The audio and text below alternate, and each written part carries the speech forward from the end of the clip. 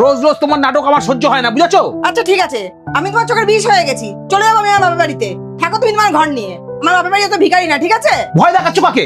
যাও বাপের বাড়ি গেলে চলে যাও। ভয় দেখাচ্ছে আমাকে। বাবা এটা কি হলো? কেন, কি হয়েছে? তুই মায়ের সঙ্গে এরকম ভাবে কথা বললে কেন? ওইটা আমার বউ, আমি যা খুশি করতে পারি, বুঝেছিস? ওইসব আগেকার দিনের চিন্তা ভাবনা ভুলে যাও। ওটা তোমার বউ হয়, চাকর না। তুই গিয়ে নিজের কাজটা কর গিয়ে।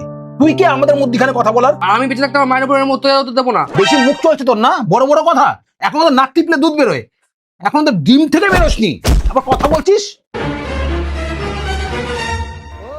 আমি বেঁচে থাকতে আমার মায়ের উপর অত্যাচার আমি দেবো না।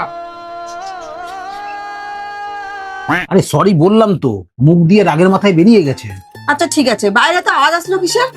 আরে তোমার একটা ওই ষাঁড় আছে না, ধর্মেশ্বর, ওর খুব মুখ বেড়ে গেছে, কথায় কথায় এখন চোপা করছে মুখে মুখে। খুব অসভ্য হয়ে গেছে, চলো গিয়ে মেরে তক্তা খুলে দিয়ে আসি। আরে বাদ দাও না, ছাড়ো, বাদ দাও, যা হয়েছে হয়েছে। আর বুড়ো বয়সে আমরা দুজনেরই ভরসা, আর কি।